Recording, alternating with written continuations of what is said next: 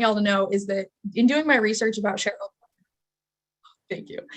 In doing my research about Cheryl prior to today's session, I found out some really great stuff about her. She is absolutely a woman driven and on a mission, and I cannot wait for y'all to meet her. So something that you should know about Cheryl, Cheryl is a highly sought after executive coach, as well as a speaker committed to coaching women of color to be their best multidimensional selves. Now, she wants that to be unapologetic and fabulous, whether you are at work, in love, or at home. Now, with a corporate career spanning over 25 years, Cheryl changed how corporations regarded Black America's spending power and cultural influence. And as the CEO and founder of Powerful Penny LLC, which is a transformative lifestyle coaching brand, Cheryl now coaches women striving for next level advancement. Cheryl, we are so happy to have you grace our stage today. Thank you for taking the time to speak with us. Is there anything else you'd like to share with our audience about you before we dive into questions today? Just that I'm really excited to be here, and I hope I have juicy tips to provide. So that's it, Meg. Awesome. Thank you so much, Cheryl. All right. So last thing we're going to talk about before I turn the floor over to Cheryl is some of the main takeaways you can expect from today. So these we identified both based on conversations with Cheryl, as well as by looking over the questions that y'all submitted when you register. So these are some of the main takeaways we're going to try to hit today. We're going to discuss gaining confidence using mindset strategies. We're going to talk about how you can develop and use SMART goals, that's S-A-M-A-R-T, to create the career that you want. And then we're also going to talk a little bit about how to celebrate your successes, no matter how small they are. But just know that if y'all are here and you took the time out of your day to be here with us live, we want that time to be worth it. So if you have questions that you would like to ask Cheryl, let us know. Throw them into the group chat there. Send them in a DM to me. If you have comments on what we're talking about, if you agree, if you disagree, maybe you've found another way to do some of these things, please feel free to share with us. We would love to hear what y'all have to say. All right, Cheryl, I'm going to stop sharing my screen. I know that you have some slides and things you'd like to share with us. So why don't you take the floor? I'll take a step back and we'll get started with today's conversation. Okay, hang on just a second. It seems to have disappeared. Okay, I don't know why we're not on the same channel. Just a sec.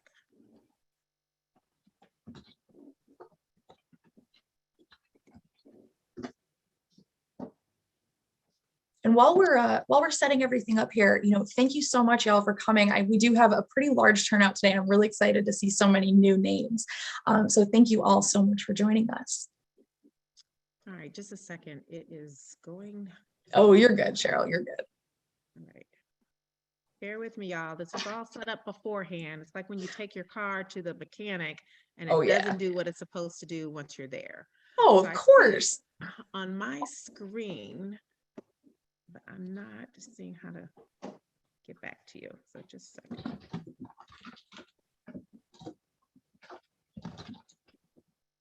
Okay. All right. So can everyone see my screen? I'm going to present it. Mm-hmm. Okay. Everybody see this? Yeah. All right. I'm very excited. Today, we are going to talk about creating the career you deserve by celebrating your wins. And I'm going to give you 20 tips on how you can do this. And hopefully we're going to answer all of your questions. But as Meg said, make sure that you just go ahead and drop it in the chat if you don't hear what you came to hear today. So number one, you have to begin with your mindset. Mindset is everything, you guys, everything. And it shapes how you present yourself. It shapes the words that you use. It shapes your beliefs that you're going to go into it, because if you don't think that you can do something, of course, you're not going to be able to do it. So before you begin any new venture, whether it's a new job, whether it's a promotion, whether it's negotiating, make sure you go into it with a mindset that believes I can. Simply put, I can do this. And we're going to talk through how you can get there if you're not quite there just yet. So number two is focus on what's working. the fastest way to clear up any doubts in your mind is go back and focus on facts, not beliefs, of things that you've accomplished in the past. How far in the past, Cheryl? How far should I go? Well, if you did some really great stuff within the last week, within the last month, go back that far. If you've done something over the course of your life and they're significant, when you're talking about the role that you're interested in taking, when you're talking about a task that you're interested in being the lead of, go back and think through, well, what have I done in the past that is similar to what I'm trying to do now?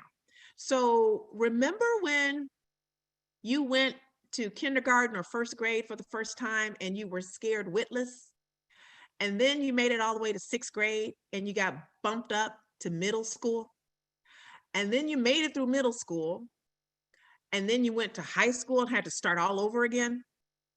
And then if you had to go to college, again, you started all over, and then you got a job out in the real world. So every single time, just when you think you've gotten the hang of it, you get bumped up another notch.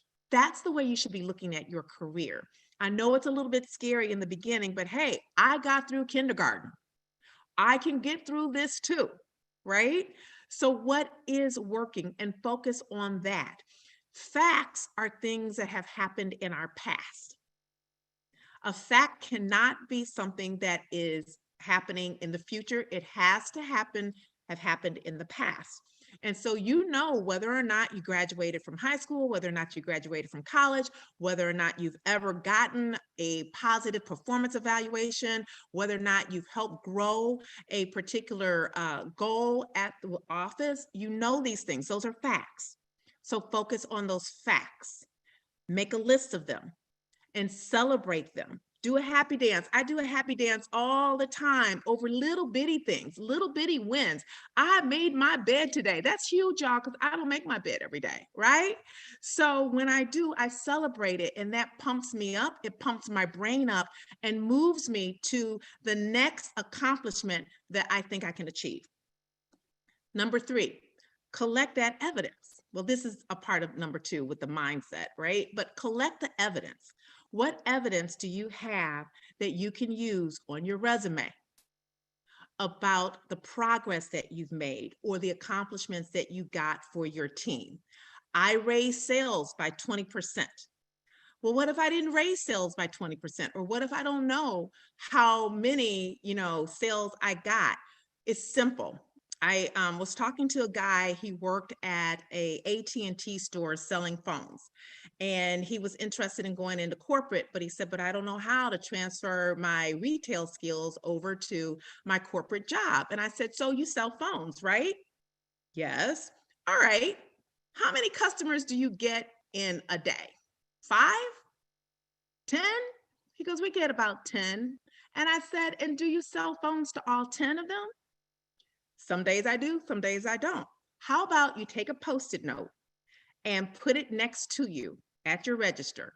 And every time you sell a telephone, give yourself a little hashtag mark, a little hash, a mark, right? And then at the end of the day, count up how many phones you sold. If you had 10 customers and you sold 10 phones, you got 100% of sales. If you got 8 sales out of those 10 customers, you got 80% of sales. Do that for all days that you work. So let's say that you work 5 days a week, add those up, and suddenly you have data to support what you're doing. You have evidence. I want you to collect evidence of what you're doing. Next. Measure your success by using accomplishment-based metrics. You want to use these on your resume. You want to use these in your job interviews. You want to use these when you're talking to your manager about how well you have accomplished something. You want to be very specific. So again, if we go back to that AT&T example, you can successfully say to your manager when you're looking at being promoted, you can say, for the last 3 months, I have consistently surpassed my sales goals by 50%. I'm the highest earning sales rep on the floor. I have earned more than, or raised more than, or sold more than $10,000, $50,000, $1 million. Use metrics, accomplishment-based metrics. Oftentimes what I see on resumes is I see people who are telling me what their job is or what their job was, not how well they did their job. And that's what you want to do, is you want to say how well you've done a job, not what the job was. So if you're in charge of social media, okay, that's great. You're in charge of social media, but what did you do? Did you increase social media engagement by 50%? Did you take it from 100 to 1,000 followers? What did you do? That's the evidence that you're looking for, and that's the accomplishment-based metrics that you want to use. Are we good so far? Do we have any questions, Meg, that you think that we haven't covered yet? Because we got more. No, so far, I'm sitting here nodding along because I'm loving what you're saying, and I'm loving the accomplishment-based metrics. And truly, no, I've sat through a lot of these chats about things for like job hunting and your resume and all this stuff. This is the only time I've ever heard it broken out into, you're not explaining what your job was or is, you're explaining how great you were at it. I've honestly never heard it put into those words before. I love this. Great. Yeah, because that's what's really important, is you want to be able to show scale, right? So a lot of people are going to come in, and let's say, again, we're going after that social media job. And a lot of people are going to go in, well, I was in charge of 5 accounts. I managed, 6 accounts daily, but how well did you manage them? And that's when the measure of success, the metric-oriented accomplishments are really critical. Okay, Cheryl, what if I can't remember? Honey, keep an I've done good file. This means every single time you hit a metric, you have either an electronic file, you have an email file, and you click it and you save as over into your I've done good file folder. Or you may have a physical file and you print out whatever it is that you've done and you stick it in that folder. So every time a client says to you or a boss says to you, good job, Wendy, you really knocked that presentation out of the ballpark, right?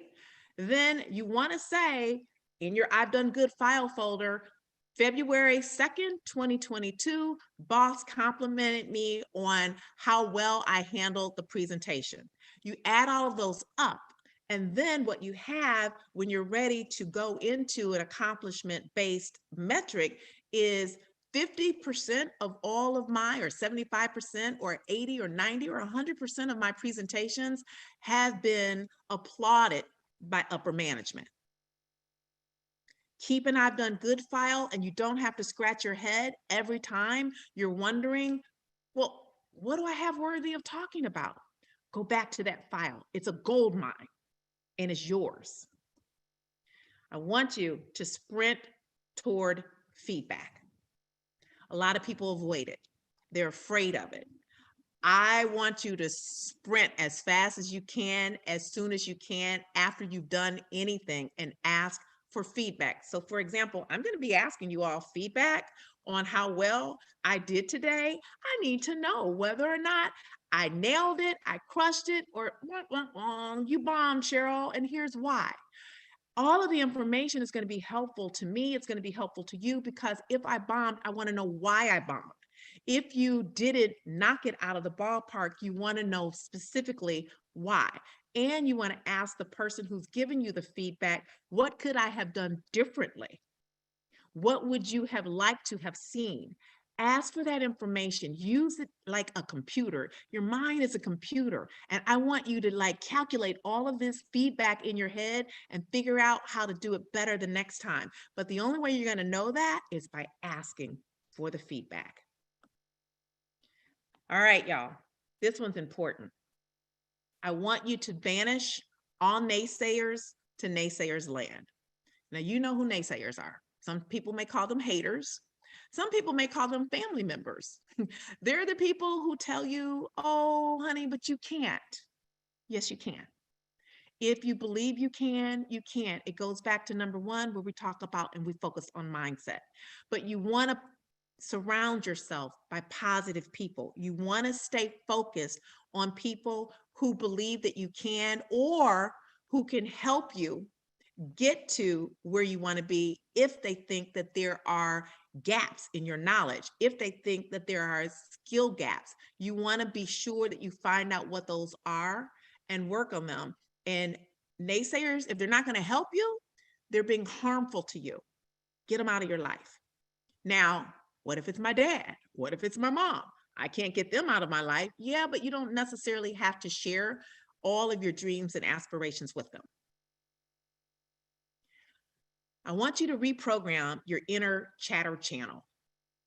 I want you to take it from I can't to I can, because the words we say to ourselves, it matters. It matters a lot. And if you believe you can't, I said this before, then you won't.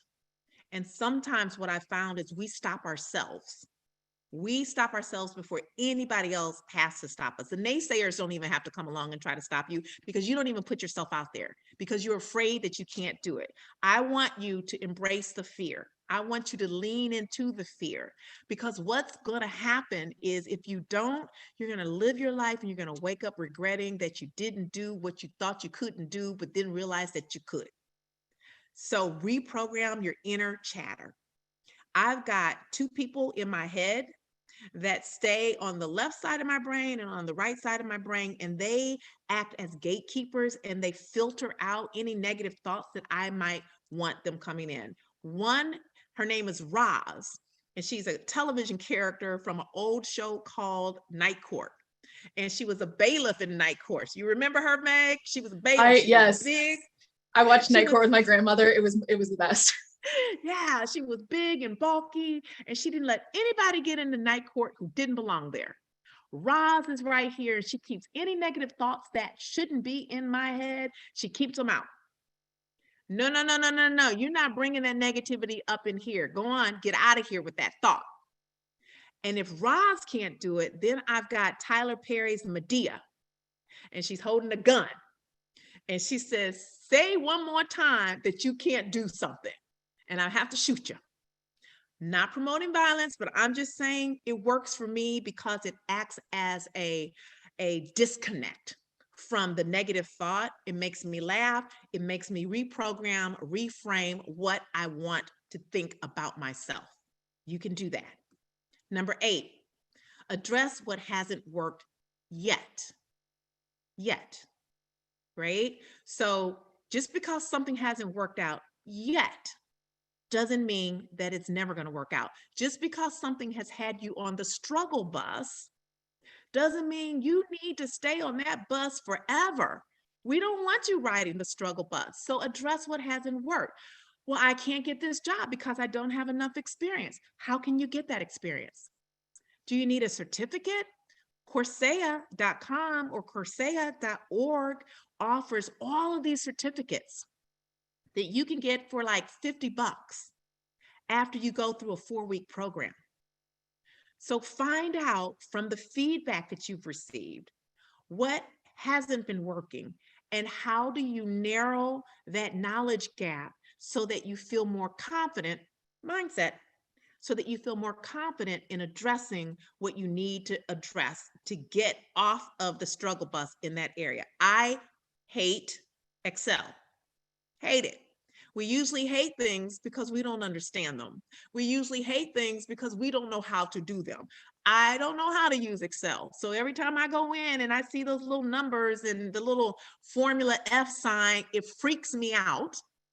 I get overwhelmed and I stop.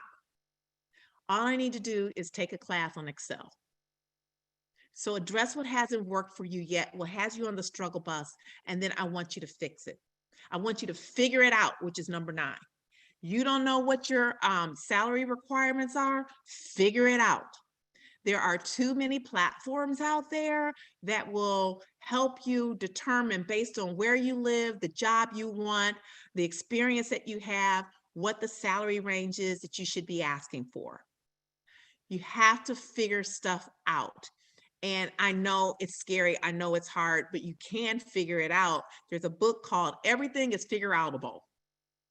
It's a funny book. You'll love it. Everything is figure outable. So figure out what it is that you don't know. Figure out a way to know it. And again, Coursera is great at that. Online courses right now. Get a coach, hint, hint, and who can help you. Those are all things that you can possibly do to figure out the stuff that you don't know or things that are holding you back. Y'all, I want you to embrace the yuck. We have to do yucky stuff as adults. We have to do yucky stuff when it comes to getting the jobs that we want. What do you hate? Excel. Do it anyway. Figure it out. Embrace the yucky stuff. I don't want to talk to my manager about a raise. Do it anyway. I don't want to ask for more money. Well, do you want more money? Because if you want more money, you're going to need to ask for more money. So embrace the yuck. Practice it with yourself on your phone, using a Zoom call with yourself. Practice so you see how confidently you're coming across or not. Raise your shoulders back, lift your head up, go for it. But you have to embrace that yucky stuff, because you know what? Life is going to be full of yucky stuff, and we can't run away from it every time it scares us. Number 11, dare to be unique. If nobody else has done it before, try it. Go to your boss with solutions, not problems. If there's a problem that is occurring where you are right now, dare to be unique and think of a way that you can solve it before you take that problem to your boss. There's a lot of chatter going around corporate America right now about authenticity and how to be our authentic self. And yes, you want to be authentic, you want to be unique, but what does that mean? It means that no matter how you look, you deliver. You deliver more than you promise. That's really the secret to being authentic, because you could be someone with Meg with pink and blue hair, but if you're not bringing it, you're not blaming the pink and blue hair. You're blaming the fact that you didn't deliver, that you weren't unique enough to do what you said you thought you could do. So absolutely dare to be unique. Dare, number 12, to be curious. What's it like looking from someone else's perspective? I love this fishbowl, right? The cat's in the fishbowl, and he's looking at the world according to a fish. How does the world look a little bit differently if you look at it from someone else's perspective? How can you learn that way? Dare to be curious, and you will be amazed at how much the world opens up to you because of that curiosity. 13, the number one thing that holds people back is that they dream too small. I want you all to dare to dream big dreams. I want you to not be afraid of dreaming big dreams. And I'm going to show you how. But the first step is mindset again, believing that you can have all of it. You just have to define how you're going to get it. So that leads us to setting intentional SMART goals. So SMART, of course, stands for specific, measurable, actionable, realistic, or relevant, and time-based. So every single one of your goals, and I know people say, well, I know SMART goals, but do you apply them? Is your goal very specific? So I want a new job is not specific. Is your goal measurable? I want a new job is not measurable. Do you have an action plan on how to get it? So I want a job as a director of communications making $150,000 a year as of December 31st. That's specific. You know what the job is. You're not afraid to claim that title. So many of my clients come to me and they say, well, I want to be, in marketing. Okay, what job? Well, I don't know, maybe manager, maybe director. Excuse me. How many years of experience do you have? 16? Why aren't you going for director? Why aren't you going after VP? When you hesitate, you push that energy out into the universe, that you don't know what you want. You don't know what you're asking for. So guess what you're going to get? You're going to get murkiness. You're going to get, that's right, Meg, you're going to get zero. You're not going to get that which you deserve. And every single time one of my clients says, because I get goosebumps every time it happens, like, oh my gosh, like suddenly I started seeing jobs for manager level or director level, like, and suddenly I started recognizing that I had the skills or the qualifications. That's because when you start reframing your brain, there's a part of your brain that's called the RAS, reticular activation system. It's that part of your brain that when you buy a red car, suddenly you notice every red car on the street. Anybody ever had that happen to them? Or if you're trying to have a baby and suddenly you notice every woman you see is pregnant. That's because your brain is sifting out millions and millions and millions of input every single day and focusing on what you tell it is important to you. So use that RAS part of your brain to be very specific and measurable. Does your goal have an action plan? You can dream and think and set goals all day long. But if you haven't applied metrics along the way, milestones along the way, I want a $150,000 a year job as a director of communications in Chicago as of December 31st, 2020, then you divide that plan into 12 months. I do this every single day, you all. I live by this. I divide my annual goals up into 12 months. And every single month, I'm accomplishing some small aspect of that goal. And I give myself credit, happy dance, every time I do even the smallest thing. I made it to a 6 a.m. spin class this morning. I happy danced my way on out of that club. Woo, woo, woo. Little, but you see, these hips aren't going to trim themselves. So every little spin on that bike needs to be celebrated. Every accomplishment that you get needs to be celebrated. So I talked about dreaming big, but I also want to make sure your goal is realistic, right? So if you're a junior in high school, not saying it's impossible to be the CFO of a company, but is it realistic? So making sure that your goals are realistic and that it can happen within the time frame that you need it to happen in, and that you also have accumulated milestones along the way. So if you're a junior in high school and you want to be CFO, then you know that you should probably major in some kind of a financial major in college, which means you probably need to get really good grades while you're still in high school in math and sciences so that you can get into those schools, right? So it's all of the little bitty metrics along the way. And then again, do you have a time limit? A goal without a time limit is a dream, and dreams float on clouds that float by you in the sky. They're just that. If you really want to get something, you have to be very, very, very clear and intentional about going after it. 15, don't overwhelm yourself. Take really small bites. You think one ant can eat this strawberry in one take just like that? No. They're taking small itty bitty bites. And the next thing you know, it's devoured.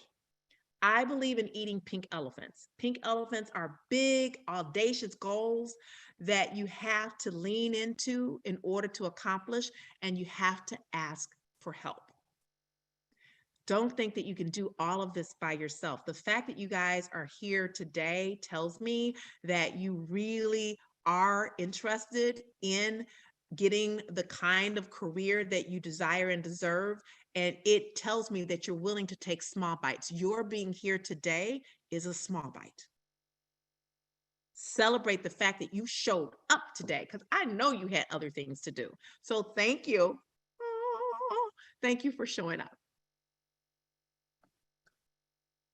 16, be regularly consistent. You see this prune juice? Prune juice keeps us flowing, right? Prune juice makes sure that you are regular. When you regularly go after your small bites, when you regularly put things on your list to accomplish every single day, you start to see results, and then you celebrate those wins. Again, happy dance, calling up, friends and saying, "Hey, would you like to go out and celebrate? I made it through the whole week of going to spin class every day that I said I would." Celebrate those small victories and be regular about your celebrations. 17, I want you to get your timing right. There's a time for everything. I don't want you to wake up and you're 150 years old and you haven't done what you said you wanted to do because you didn't know when was the best time to do it. The best time to do it is right now. So if you're not doing it, you should be preparing to do it. That means you're taking the courses, you're getting the feedback, you're setting your goals, you're sticking with your goals, and you know when to time things. The best time to ask for a promotion is when you are about to start another job. That's when you should start thinking about it. Because what you want to know is, if I'm going to be doing this job for the next 2 years, 18 months, 24 months, 36 months, or whatever, and I've got my sights set on the next job, what skills do I have to apply while I'm here in this role that can help me get to that next role? So that's why you want to start thinking about what your next is when you start the current job. You don't have to necessarily verbally say it to your manager, but you can start asking and going on informational interviews with people who are in the role above you. What did you learn when you were in a role like mine that helped you? How can I share what my accomplishments are without seeming like I'm bragging? So timing is everything. The best time to talk about what you've accomplished is in a meeting immediately after this has happened, or in an email where you say, "I'm really thankful and thrilled that the team," if you have a team, "that the team was able to activate 15 new members as a result of," and then whatever the results were. Facts, they're not bragging.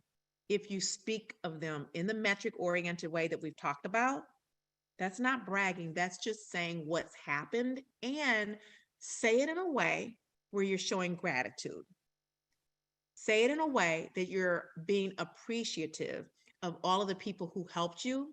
But if you let it, make sure your boss knows that you were the lead under my auspices, or I played the leading role, or I led the team who successfully created the communications plan that allowed us to respond in 15 minutes versus 15 weeks to the crisis. 18, only you control your career journey, not your manager. I know we want to blame them. I know it's easier for us to say, "Well, I haven't gotten my promotion and it's because of my manager." Okay, you know what? Change jobs. Go find another manager. I can't tell you how frustrating it is to have people come back week after week after week and complain about things that are totally within their power to change. But they don't want to be uncomfortable. If you get comfortable with being uncomfortable, then you look forward to, okay, this isn't working. This boss hates my guts. And believe me, I've had a boss like that before. You have a decision to make. Do you stay and be hated? Or do you take your ball and bat and go somewhere else where they love you? But it's all about your choices, your mindset. And if the boss isn't going to move you, then you have to move yourself. Find another way. Your future is waiting for you. 19, honey, we don't try, we do. And then we do it again, and we do it again, and we do it again until we get it right. So the saying is, fall down 7 times, get up 8. What that means is you just keep trying You don't think of it as failure. You think of it as I'm getting one step closer. I got one step closer this time. So keep trying. I'm sorry, keep doing, not trying. Keep doing, not trying. You just do it again, do it again, do it again. 20, faith it until you make it, right? I didn't say fake it. I said faith it. You have to lean into your faith. That's what eating pink elephants is all about for me, right? So leaning into that faith means that you believe in something bigger than yourself, and that the universe is going to deliver because you've been very clear with it about what it is that you want, what it is that you're seeking. You've written it down. You've written your goals down. You track it in your daily planner. I have empowerment tools that help you do that. You keep the faith. And when you don't have the faith, you find somebody who does believe in you and you lean into them, because you cannot do this all on your own. You're in charge of it, but you do need other people's help. Here's a bonus. If you don't ask, you don't get. If you don't ask for the career that you want, you're not going to get it. I was just talking to a client today. She wants to make $150,000. They offered her $132,000. I said, okay, go back and ask for 155. She's like, oh my God, they're going to think, they're going to throw me out of the company. No, they won't. The worst that they'll do is they'll say, well, that's a little steep. Well, okay, what's the difference between 155,000 and 132,000? Divide that in half, meet me halfway. And you still have gotten above the 132,000 that they're asking you, that they're offering you. If you don't ask, you don't get. And rarely do companies give you their best and final offer first. Rarely does a promotion come with the best and final number first. So always be willing to go back and ask for what you want. And those are my tips. I love it if you would follow me on I Am Cheryl Grace, my website, or I Am Cheryl Grace on Facebook, I Am Cheryl Grace on Instagram, and just Cheryl Grace on LinkedIn. I really need you guys to follow me on Instagram because my team tells me my Instagram numbers are dismal because I never ask. So I'm asking for what I want. Yes, Cheryl. Yes. Oh, yo, I am loving this. I don't know if you've had any eye on the chat, but people are absolutely just dying over what you're saying. I have it. Oh I'm my gonna gosh. stop this. Oh, it's been amazing. I love it. Actually, so there was somebody that commented earlier, Hannah had shared that when her place of employment does SMART goals, they make them SMARTie, SMARTIE, so that inclusion and equity is also part of the equation there, which I love that. I had never heard of before, and I think that's wonderful. I absolutely love this. Yes, I love that too. All right, so let's see. I'm going to go in here. I was taking a look at the questions that we'd been asked while you were sharing your tips and stuff. And so I want to see if there's a couple more that we can kind of dive in on a little bit deeper. Now, you talked at the start about developing that positive mindset. Do you think that there's a key to keeping that positivity, especially in difficult moments? Or do you think that it's really about pattern, like, creating a habit so that thinking positively becomes more second nature than maybe it is right now? So I use affirmations all the time. They're posted on my bathroom mirror. And they're posted on the back of my door in one of my houses when I walk out.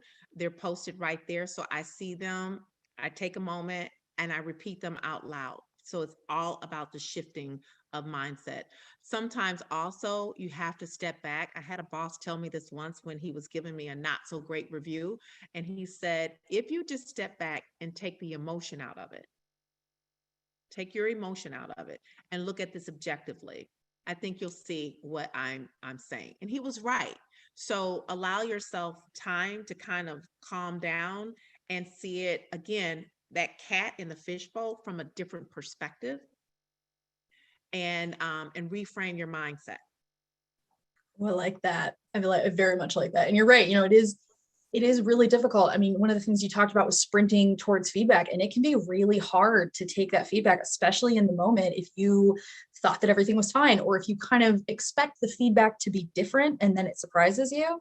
And that's a really good point, is to try and take a step back and give yourself not only that emotional distance, but like step back enough to reframe it a little bit. Step back and think like, okay, how is this person looking at this situation? Are they looking at it like me, or are they looking at it completely differently because their concerns and their priorities are completely different than mine are? Yes. And then ask for evidence, ask Ooh, I for like that. clarity, right? So it's like that detective eye that I showed, ask for evidence. So you say, I didn't do it correctly. What would correctly have looked like for you? What would success have looked like? How would you have preferred? What were the numbers you wanted to see? And you Yeah. guys, before you take on a project, ask for those numbers up front. What does success look like in this program? So that Yeah. we're What going are in the the same metrics? How are direction. you gonna, yeah, I love that. Yeah. Yeah. And it's absolutely great advice, and truly like not something that I was ever told until I'd been in the job, in the working world for probably about 5 or 6 years. Was that idea of like, ask if they have feedback, ask how you're doing, just ask people. Because if they don't care about your development, they'll just tell you you're doing fine. Yeah. And they'll tell you that this isn't working. Well, why? What Mhm. specifically isn't working? And make sure that the feedback you get is metric oriented too. I had one client say that someone told her, her boss told her, well, you didn't get the promotion because you're too nice. How do I measure nice? Yeah. What does that mean? Go back and ask, what does that mean? What did that look like? Give me evidence, please, sir, Yeah. ma'am. Whoever. Yeah. Right. Well, we did have a question that came in towards the end of your tips list, and I wanted to ask this one. This person had said, if you want to keep doing it in a different way, how do you make sure that the thing you're doing that is different is that right thing to propel you forward? Ask. Yeah. Ask, seek clarity, and share. Like I'm planning on being a little bit bolder because the company says that they appreciate boldness. I've been told that before in companies that I've worked for. The company said that they appreciate bold. And so I'm going to do X, Y, and Z. Would love to make sure that this is in alignment with how you frame boldness, because this is how I'd like to do it. Ask for clarity going in. Okay. One question that I kind of wanted to ask, because I feel like a lot of us have been in this position, where you might be trying to celebrate your success, but the environment around you is not really helpful of that. I can think of situations where either my desk mate was maybe the kind of rain cloud that was coming in here. I can think of times where like the company in general just wasn't it was a pretty toxic place to be. Do you have any examples or any tips for somebody who's trying to celebrate those successes in an environment that is not conducive to that? I would send out an email or a text or a chat, depending on what the platform is. And again, go back to the team. Like we've been all working really hard. So it was great, a great morale booster for the team that we were able to finish this project ahead of goal, right? Like put it in the chat, um and try it that way. If the environment is constantly toxic, why are you still there? Why are you working for a toxic environment? The great resignation is happening for a reason, because Yes. people don't want those environments anymore. And so I won't get off on that topic, that tangent, but yeah, put it in a written format as a celebration, if you can, of we've been working really hard and just wanted to say thank you to everyone. Okay. And if you're trying to create that environment at work, do you think it's enough to just like kind of model the behavior you want to see? If you're constantly the person that's pumping people up or cheerleading for them, do you think that that's enough from one person? I think it can get tiring, but I think you also have to be the change you wish to see in the world. And you would be surprised at the number of people who are watching you, who never say anything, but who are secretly inspired by the fact that you are being the champion. But that means that you need to get filled up someplace else. You need to get that energy from some other source, and it may not be from your job.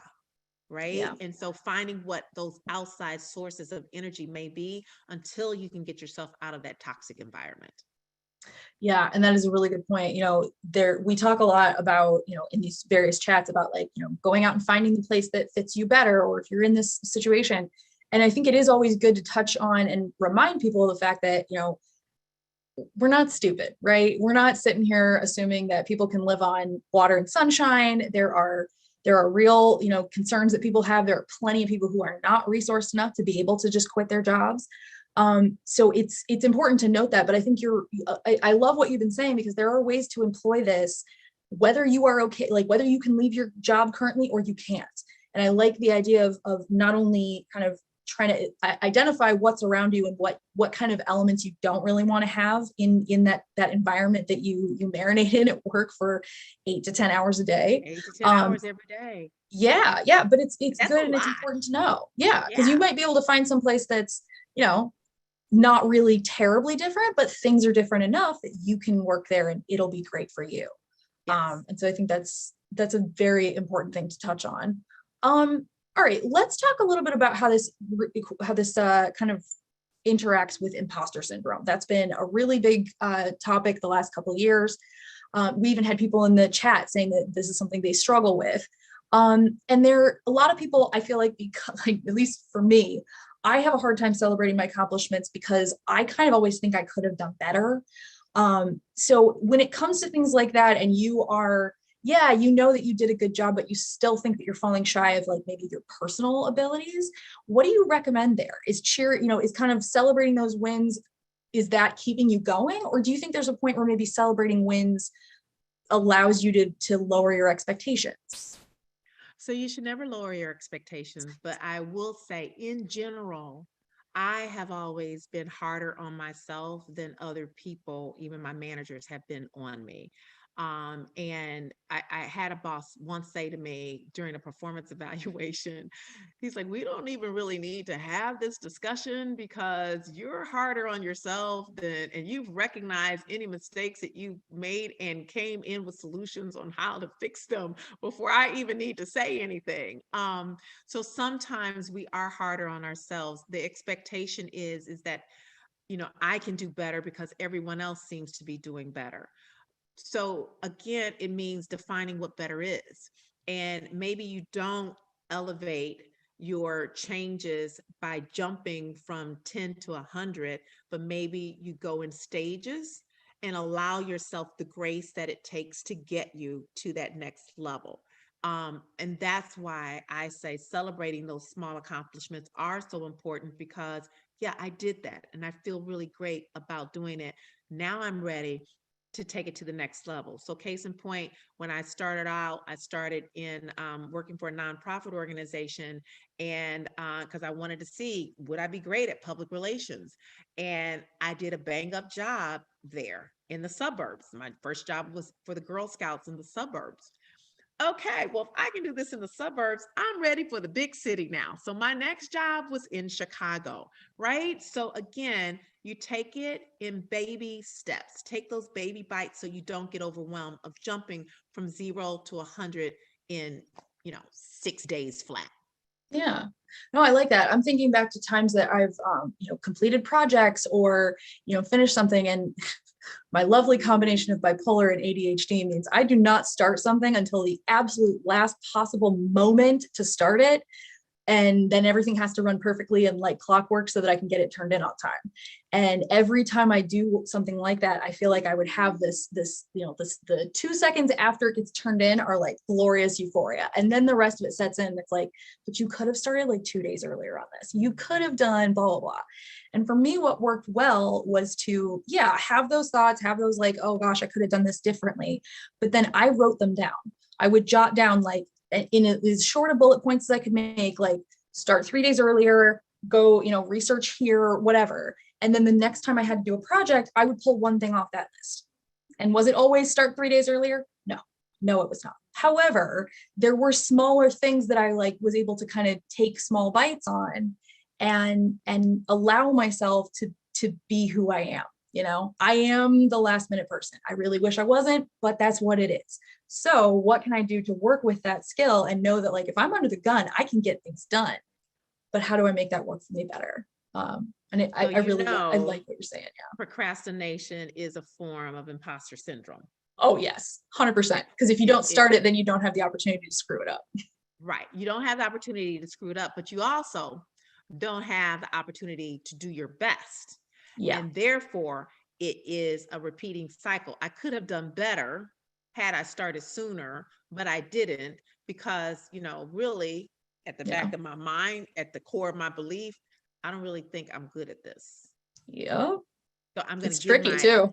It's tricky when you uncover those things and you're like, oh God, yeah, that is low key what I've been thinking this whole time, isn't it? Like, it's rough, right? You know, the truth is scary. It is. So we had a lot of people that wanted to know about kind of goals. Do you think that there are in any way like goals that every person should kind of be thinking about when they're on that career journey, trying to create that career they want? Are there, you know, like basic steps that are kind of universal to that? Or do you think in general, like when you're setting those goals, it's going to be pretty unique to you, your particular position where you are? Yeah, I think it's pretty unique to each person. What I have found works, however, is giving yourselves a definitive point in time for when you would like to make your next move. So for me, when I was starting out, I said every 4 years, I wanted to be moving up or out. I either was going to get promoted or I was going to take my ball and bat and go someplace else every 4 years. I didn't want to get comfortable and get settled somewhere. And millennials now, I see 18 to 24 months being that, you know, up or out, right? Where they set timelines, but it has to be based on you, your experience, the industry that you're in. Don't go setting it, compare it to a colleague. Well, they started in June and they were promoted by September. Well, you don't know who they knew. You don't know what that backstory is. You don't know none of that. So don't set your goals based on someone else's movements, but set it based on when you think it will take you, how much time you think it will take you to learn and excel at a job, how much time it will take you to have someone buzzing about the evidence of you doing a great job before you are ready to move to a next level. So that's really customizable. And I saw in the chat, someone was saying, VB was saying to Colleen, I wonder if they've been through IPEC goal coaching, but there is, as part of SMART goals, there's the AIM system too, right? So what's the absolute minimum that you would be willing to settle for? What's that intermediate goal that you have? And then M is what's the maximum, like if you're really going to think big and blow it out of the ballpark, what's the maximum goal that you'd like to go for? And picking, are you going to be the A, absolute minimum, I, intermediate, or going for the max? Yeah. That's how you can actually shape those goals. I like that. I mean, I honestly, so I'm a freelancer and I do that now where I'll set up my invoicing for the month and my calendar and everything. And I gamify it. I have a set number of like, okay, this is the amount of hours I need to work to make like my minimum bills for the month. Here's my mid-range goal of like what I would like to earn. And then I have like a stretch goal that's, I mean, I've been able to meet it three months running. So probably I'm going to have to bump that goal up. But happy dance, yeah, like happy dance, happy dance. Oh, and honestly, I was sitting back listening to you say that, and I have done that for so long. Like my grandmother, silly enough, would always like kind of cheer us on and stuff. And so my little like happy dance is the same song everywhere. It's just hooray for Megan. And there's some stupid little dance that goes with it, like depending on where I am. Yeah, but honestly, it makes me it helps build that momentum that helps carry me over that hill when I'm like, I don't want to write this paper, or you know, whatever the case might be. Yeah. All right, before we leave today, last thing that I wanted to ask you, how many goals do you think is reasonable for a person to be either setting up or working towards at one time? 3. 3? I wouldn't go beyond 3 simply because if they're big enough goals, they're each going to take a substantial amount of your time or your energy. And so trying to juggle more than that, you get frazzled and generally you quit. So 1 to 3 goals. And if the bigger the goal, the fewer you should be working on because you just want to be myopic about it. So 3. Yeah, I like that. And if you don't mind sharing with us, what was the most recent goal that you set? So the most recent goal that I set was to lose 10 pounds this month. And so far I've lost 6 and we're on the 16th of the month. So I've got 4 left to go. Professionally, it was to be a speaker at Essence Festival. And my team let me know last week that I have been asked to be a speaker at Essence Festival. Happy Yeah. dance. So I set big goals and little goals, and I try to go after those. And I get help. I ask people to help me with those goals. I don't try to do them by myself. So I've got a fabulous team. They help book this webinar for me. And you have to ask for help, you guys. Don't try to do it all on your own. Yes. Oh, 100%. All right, we are just about out of time today. I'm going to share a couple links in the chat thread here, places you can, check out our other virtual events that we have daily. You'll see me if you come to more of them because I host a couple of these every week. But I just want to say, Cheryl, thank you so much for taking time out of your day to spend with us. It has been wonderful to get to sit and learn from you today. And I hope that we get to work together again very soon.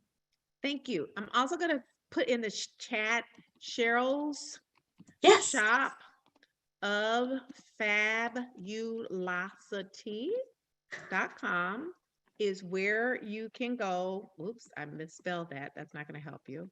Shop of fabulosity.com is where you can go to get 15% off of any items, anything in there. We've got those empowerment tools that help you with your goal setting. We've got Fab in 90 days that talks about your energy level, and all of it is 50% off to you all for the next 48 hours or to the folks who tune in later. Awesome. Thank you so much, Cheryl. That's wonderful. I can't wait to see the kind of resources you got. I'm really, really excited to check that out. So thank you so much. Thank you for having me. Thanks for everybody for taking time out to be here. I appreciate it. Absolutely. And, I absolutely second that. Thank you so much to all of you, to our participants, our community. We're so happy to have you join us on all of these sessions. I'm always really excited to see how many new names we see in the chat. There have been several new ones today. So if you are new to Power to Fly, welcome. We are so happy to meet you. And if you are one of our frequent flyers, we see you a lot on chats. We've been so happy to see you today and can't wait to see you again. I hope that everybody has a wonderful rest of their Monday, and we will be back tomorrow with another fabulous chat and learn. So see you then, everybody. Bye. Bye.